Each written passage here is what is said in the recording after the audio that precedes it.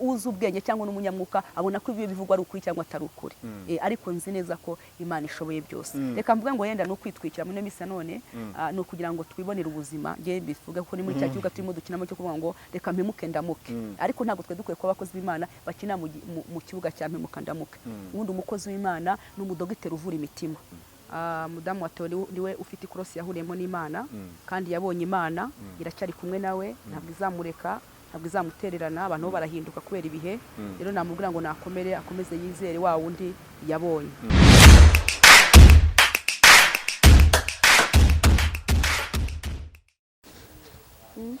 Kaje Arapfundizere ko mumeze neza cyane ndagusuje kandi mwaye kaze mu biganiro bitandukanye nitwa Patrick tugaruka makuru agiye atandukanye abavugwa hirya no hino ku isi dutuye. Umunsi uri kumwe n'umama tugiye kuba tuganira ufite na Bibiliya hano tugomba gutangira noneho muri Yesu ashimwe.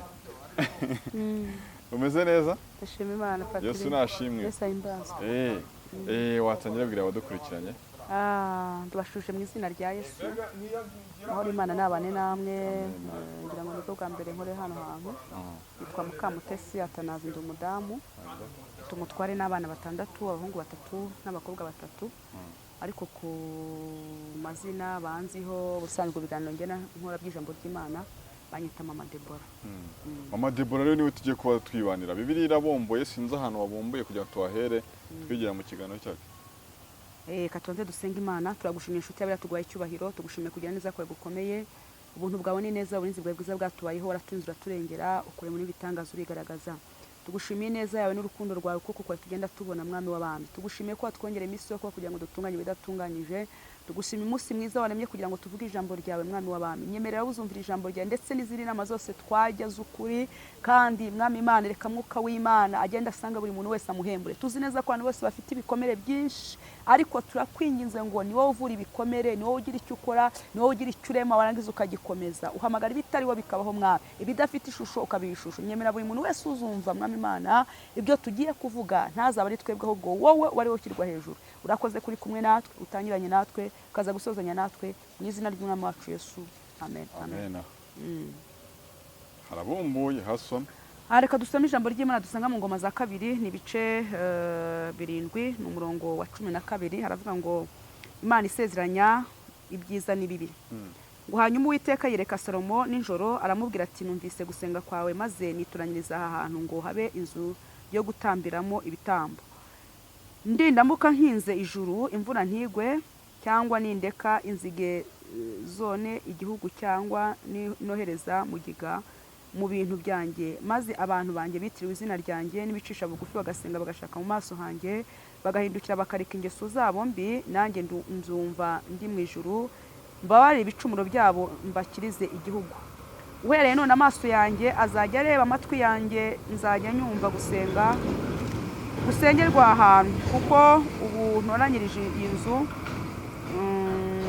nkeneze kugira ngo izina ryanjye riyiberemo iteka ryose n'amaso yanjye n'umutima wanjye bizayihoremo iminsi yose mwakira ijambo ry'Imana azanye bantego ijambo ry'Imana barimo banyumva ni intego twa gushaka Imana ino minsi none iminsi iragoye iminsi irakomeye ariko ni iminsi yo gushaka Imana yari Salomo yari mu bicuku bya ninjoro Imana iramwiyereka arasenga aringinga kandi ngo Imana yimaze kubabwira ngo Abisirayeli ababwira ngo nzabasezeranya ngo Imana ibasezeranya ibibi n'ibyiza yumvaga ko ibyiza bizaza yumvaga ko n'ibibi bizaza ndetse natwe ari ibyiza turimo tubona ndetse n'ibibi turimo turabona imitingito turabona imiyaga myinshi turimo turabona imisozi turika turimo turabona ibintu byinshi ariko ngo Salomo yigira ubwenge arasenga yagiye ku gasozi karuta kandi kose akasozi kakanunga amaze kwimuka kugira ngo umwami wa Isiraheli ajya ku musozi ajya gusenga abwira Imana yibwira ngo Mana ndagusaba kugira ngo umubwenge bwo kuyobora abana b'Isiraheli mwino misi none dukeneye ubwenge hanyuma Imana iramwitegereza ireba Salomo ukuntu yagize umutima wo kujya gushaka Imana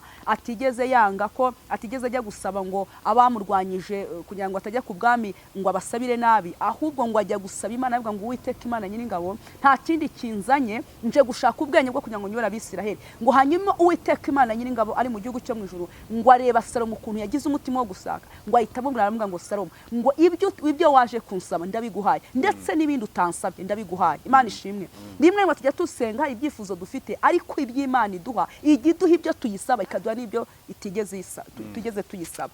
Ngo hanyuma yari mu gicuku cya ninjoro ngo abwira Salomo arimo asenga avuga ngo maze abantu bangere bitira izina ryanjye nibicisha bugufi bagashaka mu maso habo hanjye nzabumva ndi mu gihugu cyo mu ijuru mbakize nindangiza mbakirize n'igihugu. Nuvuga ngo yaravuze ngo umuntu wese uzanshaka nzaza mukize, arwaye uburwayi azakira. Rimwe ndimo ndabona turwaye uburwayi bwo mu buryo bw'umwuka, suko turwaye indwara ziranashoboka kandi ziranakira, ariko ikibazo muri misi ya none turimo turarwara indwara zo mu mwuka. Abantu bapfuye mu buryo bw'umwuka, abantu barapfapfanye, ariko ngo arasenga ngo hanyuma ngo Uwiteka aravuga ngo nimuramuka mucishije bugufi mugaca bugufi mu mitima tugashaka Imana tukareka ibyaha tukareka ubugambane. Patrick, turimo turabona abantu barimo baragambana, turimo turabona abantu barimo baravuga nabi, inzangano ziruzuye mu mitima, ariko Imana irashaka ko duca bugufi tugashaka mu maso hayo, tukihana, tukarira, tukamenya ko twakosheje, kuko hari ingaruka iyo twakoze ibyaha, hari ingaruka zitubaho.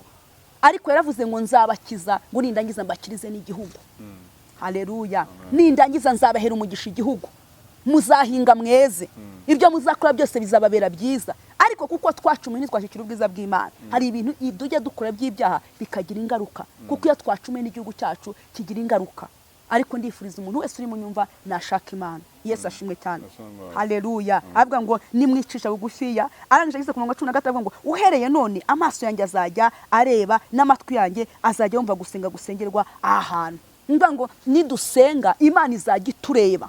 Haleluya. Ndetse izajya yumva no gusenga kwacu gusenga, ibyo tuzakora byose bizatubera byiza nitwicisha bugufiya. Ndimo ndifuriza umukobwa uri mu nyumva nashaka Imana, umugabo uri mu nyumva ni ugushaka Imana, umubyeyi n'umusore ni ugushaka Imana. Intego y'ijambo nkuza ni shaka Imana. Patri, ushaka gushaka Imana ufite amafaranga menshi, amafaranga ukayarya wumva unezerewe, ariko ushaka no kudashaka Imana amafaranga nta gihe cyakumarira. Tubonye abantu babuze ibitotsi kubera ko batabuze amafaranga, ahubwo babuze amahoro. Haleluya. Iyo usenze Imana iguha amahoro, iyo usenze Imana iguha ikindi cyerekezo, iyo usenze Imana hari indi connection wumva irutiye abandi bumva. Turashima Imana. Zanye Imana yabwiye Daniel ngo ndi Imana ihishura ibihishwe. Haleluya. Umunsi yajyaga kwishura Daniel ashaka kugira ngo arotora inzozi z'umwami, ngo Daniel ajya mu bihe byo gusenga, aravuga ngo nubwo umwami inzozi zo zamuyobeye, nubwo abantu bose inzozi zabayobeye, ngo Daniel abamuhe byiza byo gusenga, ngo Imana iramwihishurira. Turashima Imana igituhishurira ibihishwe. Haleluya. Utari umunyamwuka ntabwo wamenye ibihishwe. Ubu usenze wakumva iki Imana ivugana nawe. Haleluya. Rero dukeneye gushaka Imana, tukareka amagambo, tukareka amanzaganya abantu barimo, tukareka inzangano. Ndimo ndabona Patrick muri misi ya none urahura n'umuntu kuko yakuvuze yaguhemukiye akareba hasi. Kweki ni ubugome, ni ubuhemu. Abantu barimo barakina mu kibuga cya mpemuke ndamuke.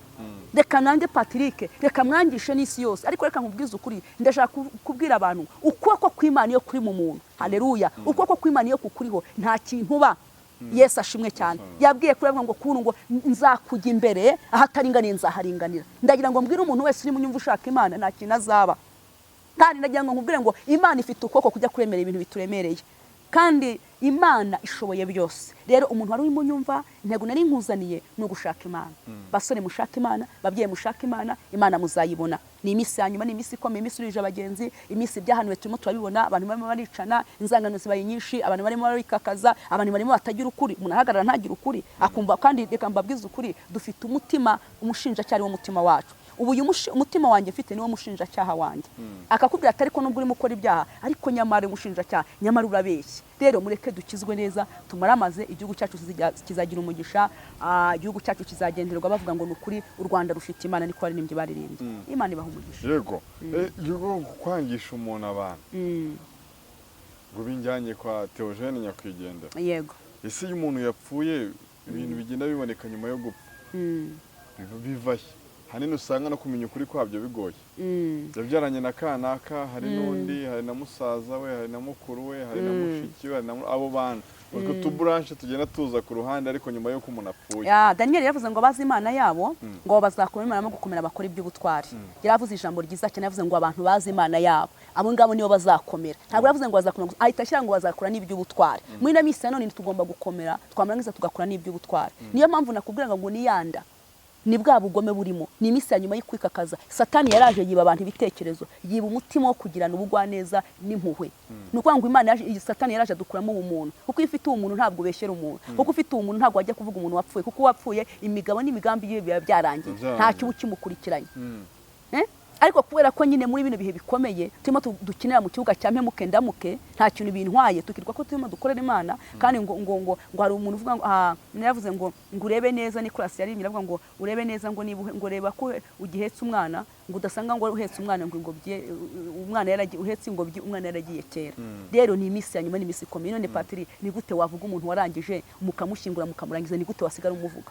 Ni gute wasigara uvuga isi ibyo yakoze? None se ibyo yakoze ko atakiriho ngo abikosore? Nta n'umwanya uhari nyine wo kuba yavuguruza niba ari ukuri cyangwa atari ukuri. Ahubwo dukwiye kurebera hamwe tukavuga ngo se mugenzi wacu niba yarakoze. Kandi reka nkubwire Patiri, ni umwuka w'icyo ni dayimoni wamuhoze. Buriya dayimoni wamuhoza abamuzi, dayimoni wamuhoze nuza kugira ngo ahinyuze ibyo umuntu yakoze. Kuko tuzi ko Theo yakoze ibintu, Theo yanditse izina, sibyo? Yanditse izina, kwandika izina nibyo biba bihenze. Wa muntu nyine abantu bavuga bose azajya mu ijuru no batangiye kuza icyaro. Kwandika izina nibyo biba bihenze. None se mu by'ukuri niba bamuvuga atagihari bagira ngo bigende bite? Ariko kuko yari dayimoni wamuhoze kugira ngo ahinyuze ibyo yakoze, ariko yarakoze. Nese wumva wa mugani kuba ibyo bintu yarabikoze none babonda mu gihe cyo kumushyingura bati ukurikije imirimo yakoze si twe dutanga ijuru ariko yakarigiyemo. Noneho yabonetse undi muntu akaza yari yarabyaye mu gasozi, yari afite burya n'umwana. Ba bantu bo ni hazamo confusion ariko ngo se ba mugani wa muntu yaho yari umukristo cyangwa yari atwihishemo. Patiri, uzakunda Imana, Imana ikwemeye kwemeza n'abantu. Ntabwo uzaba ku isi, tuba ku isi, ntabwo tuba ku isi kugira ngo ibintu bigende neza, ahubwo tuba ku isi kugira ngo tubyitwaremo neza, sibyo? Ngira ngo iryo jambo raryumvise. Tuba ku isi, ntabwo tuba ku isi kugira ngo ibintu bigende neza, ahubwo tuba ku isi kugira ngo twitware mu bintu neza. Rero uwari kugukunda aragukunda, n'undi ari kukwanga arakwanga. Wageze mu umuntu ashobora gukunda kuko agukunda, wageze no mu umuntu yagukunda. Rero ndimo ndabona ibyo kuvuga ngo kwa Tongo yarabyaye ngo byageze gute, ngiye nta nubwo mbiha agaciro. Niba koko Daniel yavuze ngo nimumara gukunda muzakora iby'ubutwari, ahubwo ikintunguye niko byitwa ko birimo abantu baza tuvuga ngo twese dukorera Imana. Ngewe mama Deborah nje nkorera Imana, ariko ninjije usebye tubyuka ni mugenzi wanjye. Ntekereza nkavuga ngo abakozi b'Imana bakwiye kugira ijambo banga. Buriya abasirikare b'igihugu cy'u Rwanda cyangwa n'ahandi kandi banubahwe aho bari kuko bakora akazi katoroshye. Ntekereza ko buriya bagiye ku rugamba bagira ijambo banga, bakavuga ati turaza guhurira ku ijambo yenda icunga cyangwa se umuneke kugira ngo umwanzi naza kutwinjiramo haduyi ntabwo abazibanga twavuganye.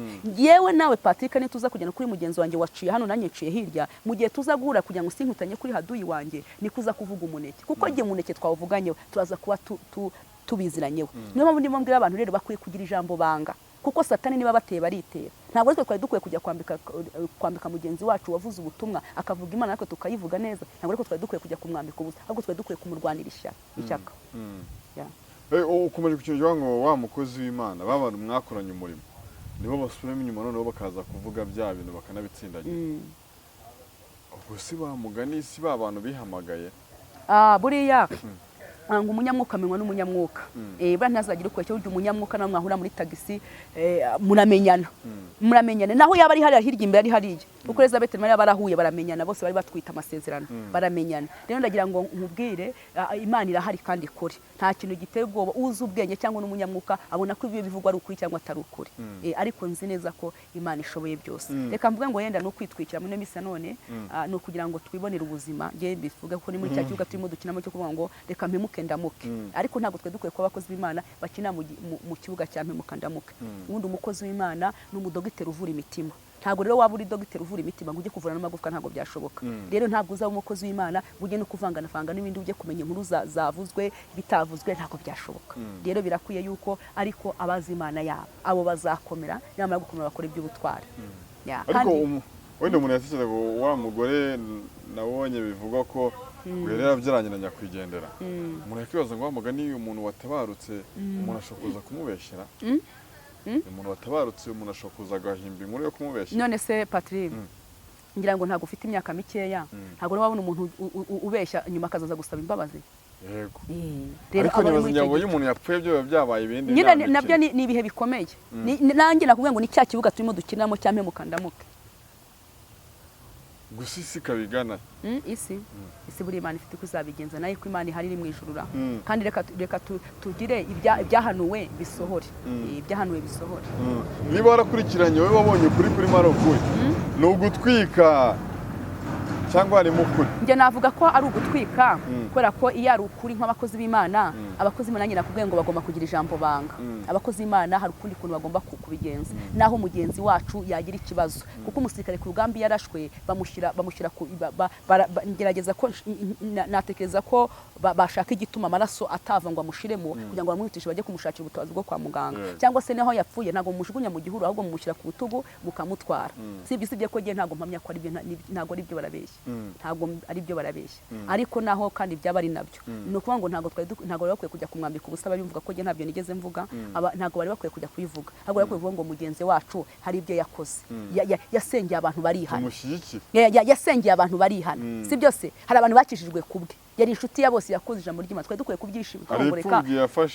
Reka dukomeze ahubwo mu gikwa yaragezemo, reka dukomeze ahubwo wa mwuka w'ishyari uturimo mwuka w'ishyari winjiyemo wo kwerekana ko mugenzi wawe ibyo akora atari bibi, wo kumwambika ubusa, niwo muntu uri mu bantu. Ariko siko byari bikwiye nk'abakozi b'Imana. Yego. Umudamu we ahuremo n'ibihe bibazo, urumva nawe ashobora nko kugira amakega bose nibyo sibyo? Naho navuga ngo nyuma y'umugabo ukomeye hari umugore w'intwari.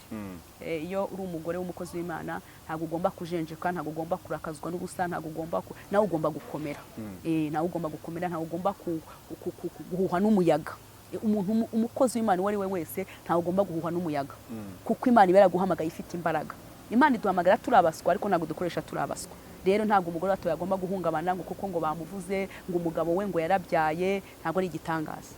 Ndumva rero yakomeza gahunda, imirimo arimo akora myiza akayikora, agakomeza urugendo, kuko nzi neza ko iyi bintu byose igiti kitatowe na data kijya kirandurwa. Intambara data atarimo, navuze ngo intambara zino ntambara zirimo data ntabwo azirimo. Izi ntambara urimo ubona umwe akaza akavuga ibye data ntazo. Rero intambara data atabamo zirarangira. Kuko data ntabwo ajya yicara ahantu hari umwanda, ntabwo ajya yicara ahantu hari amagambo, ntabwo ajya yicara ahantu barimo bahangana.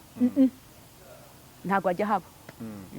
Ariko ibyo bintu wenda bakomejeho byitwa udutwiko byaje mu bitwa abakozi b'Imana, ariko wenda ntekereza ko bamugani baba ari abakozi bitandukanye n'abana b'Imana. Wenda niho wana ni abakozi bitandukanye. Nabonye n'umuntu asigaza ku kuntu rwose kurya amaturo nta kibazo, akaba ati cya 10 ngenda kirya nicyo naguzemo ibi ngibi. Mwibaza ngo wa mugani ni hari benshi bazayoba yenda ari umutambyi bwo ari umupasiteri ari umushumba ashumba itorero, kuko ni cya 10 kiremezwa ko umutambyi agomba kukirya, nta gitangaza kirimo, ahubwo yakiriye mu buhe buryo yakiriye ari umutambyi cyangwa se yakiriye adasanzwe. Rero twese ntabwo ariko turya ibya 10. ariko se bwo n'uwemereye kukirya ku birata bihari byo? Oya, ntabwo biba ari byo. We kitenge nakiguze mu cya 10. Ntabwo ari byo, ko ntawo biba bireba, niwe biba bifashije nyirabyo. Ubundi ha abantu bikwiye, kuko ibiryo byose ntabwo ari kuba biryoheye ba nyirabyo. Ushobora kubitekaho kumva birakuryoheye, ariko wabiha abantu kumva ntabwo biryoshye. Nese ubundi umuntu wese, abantu bose basobanukiye ko icya 10 kiribwa n'aba bakuru b'amatorero? Abantu bose ntabwo babyumva kimwe. Uyu muntu rero wari usanzwe witangira icya 10 udafite wenda ubusobanuro bwinshi abiziho, akaba abonye ko Mama Deborah we yiguriyemo igitenge ahazongera kugitanga. Ubwo nyine afite uko yabigenza, ahubwo nyiracyo uko ubundi ukuri kose siko kuvugwa, ukuri kose siko kuvushwa no kuvuga ukuri kandi ari ukuri, ntikuba ukuri kandi ko ari ukuri, ahubwo bitewe nuko wakuvuze. Ubona isi yarahindutse gute? Isi bigezaho nyine umuntu asigaye n'umuntu wapfuye. Niba isi igeze ku rwego ujya ku gituro cy'umuntu uzi ko yarangije ukajya kumusonga uvuga ngo ukerekana imirimo mibi ye yakoze, kandi hari n'ibyiza, ni ukuvuga ngo bigeze ahantu hakomeye. Kwako kundi bavuze ngo ugiye gutaburura ngo umuntu bamushyinguye ngo ugiye kongera umucoce, ntabwo ari byo.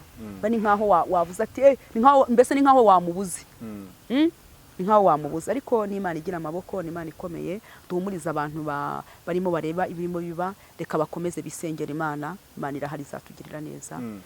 Uzizera Imana izabana nawe. Reka mbwira umuntu wese urimo unyumva ngo narindi izamuriki. Ariko ntekereza ko ibintu byose wenda bigira icyiza bikagira n'ibibi. Gukora uyu murimo nabwo ukamenyekana cyane ku rwego nk'urwa Theo byo bimeze imbogamizi. ntabwo nta mbogamizi kuko Imana ishatse kumenyekanisha.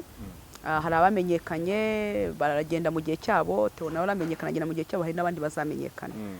Rero ntabwo ari uko twakwifuza ngo abantu ngo ntibakamenyekane, hoya dukwiye kumenyekana kugira ngo izina ry'Uwiteka rihabwe icyubahiro. Kandi mu mirimo myiza Theo yakoze izina ry'Uwiteka ryahawe icyubahiro. Yenda n'abandi tutavuga, yenda niko yenda YouTube yariyo yaje Theo akagaragara muri YouTube, hari n'abandi bakoze batanazwi kandi bakoze imirimo myinshi. Ariko ushobora gusanga ari uwo muntu nyine uwo nguwo utazwi biri mufashe ko wenda we inkuru yitari buze kuba inkuru yabasakaye abantu bayikoremo amayibizi nkayo. Hanyuma ubundi iyo ikibazo kigize ikibazo kiba ikibazo, ariko iyo ikibazo utakizigize ikibazo ntabwo kiba ikibazo. Ibi rero byatuwe twabigize ikibazo kandi kitari ikibazo. Nitwe twabiremereje tubigira, ubwo nanjye nishyizemo kugira ngo atazagira unyataka kandi naho yanyataka zigwa magaze mu butwari bw'Imana ko ntabwo njya nkora mu mwuka w'ubwoba, uko niba ariyo yantumye izanshyigikira. Kandi rimwe tujya tushaka ngo kuko ngo runaka avuze ikosa ngo nanjye ndivuge, kuko buriya ingendo y'undi iravuna. Niba twebwe turi abakozi b'Imana, turi amabuye atandukanye ariko yubaka inzu imwe, nubwo abantu batabyemera. Ushobora kuba ni Mama Deborah uri Patrick ufite impano yo kuririmba, nanjye mfite impano yo kuvuga ubutumwa, mugenzi wanjye uri hari afite ku kamera, zose ni impano, ariko ntabwo ari kimwe. Turi amabuye atandukanye ariko yubaka inzu imwe. Rero ibyo nari ndimo mvuga niko dukwiye gukorera Imana, nta nzika nta nzangano. Ariko kandi n'ibyahanuye bavuze ngo mu minsi y'imperuka hazaba ibihe bikakaye, abantu bazabikakaza, babeshya, birarira, badakunda babo, bikunda, babeshyerana. Bigomba gusohora. Nibyo bihari. Ariko iyo umuntu nyine akurikije ibyo bihe bivugwa bizaranga imperuka, umuntu yumva wagira ngo tuyirimo, ariko nanone akabona ibyo bintu wenda hari igihe gishize nabwo bigaragaye. Ukibaza ngo imperuka ubundi icyo gihe cy'Imana, igihe cy'imperuka n'Imana ikizi, ntabwo ari twebwe tukizi. Gusa hari ibyo turimo tugenda tubona by'ibimenyetso. Imperuka y'umuntu ni igihe kimeze imperuka y'umuntu ni igihe aba arangije imirimo ye, igihe apfuye, abapfuye. Niyo mperuka. Ahubwo twenye tunabwiye n'abantu ngo bavuge nubwo Yesu atinze kuza, urupfu ntabwo rutinze kuza. Niyo mpamvu tugomba kubwira abantu ngo bitonde, umuntu wese arinde umutima we kuruta ibindi byose birindwa. Umuntu yavuga ngo ibisitaza cyangwa se imbogamizi bisa n'aho ari byinshi, biroroshye kurinda uwo mutima.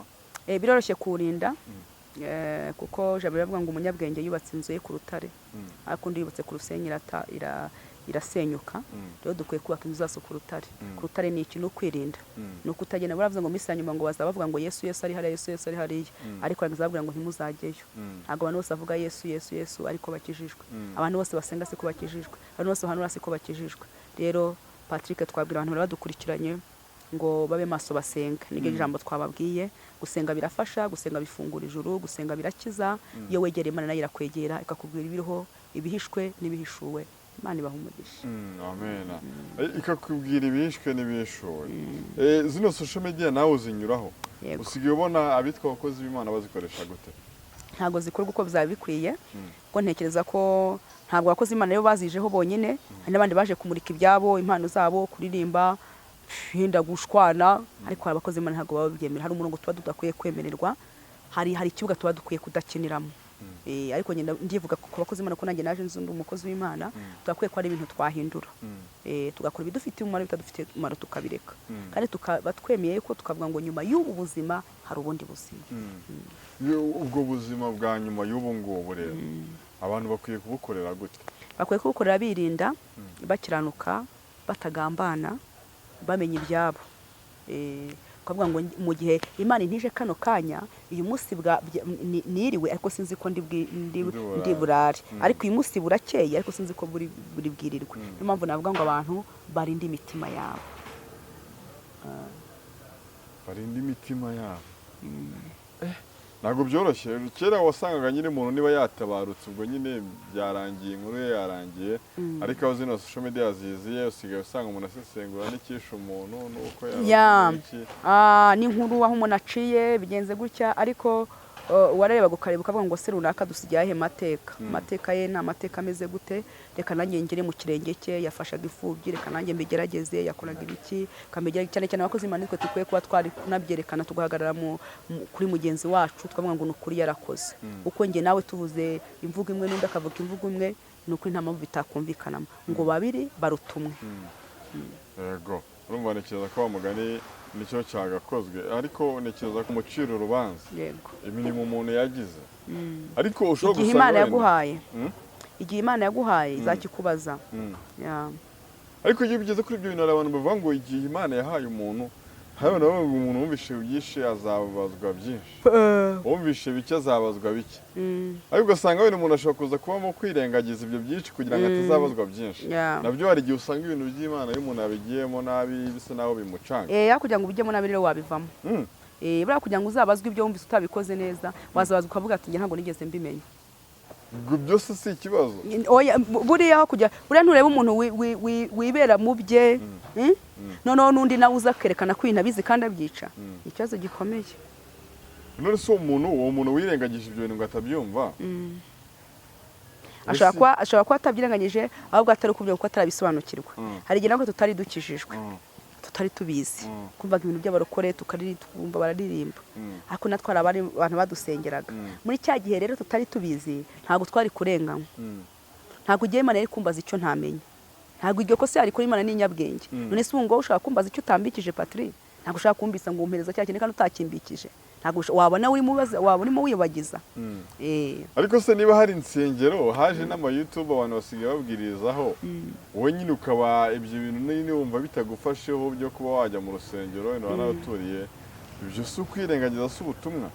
Niba umuntu areba kuri YouTube agomba no kwinjira mu rusengero akajya guterana na bene se, kuko n'ijambo ry'Imana rirabivuga. Ni byiza kujya guterana na bene so kuko bigira umumaro. Bigira umumaro. Ariko nyine twari turi ku cya kintu cyo ngo wenda umuntu wumvishe byinshi azabazwa byinshi. Uyu muntu wirengagije kujya mu rusengero ntabwo azabazwa ko atagiyemo ngo yumve ibyo yabwirijwemo. Nawe utagiyeho ugakurikiza gahunda zawe numva nta rubanza.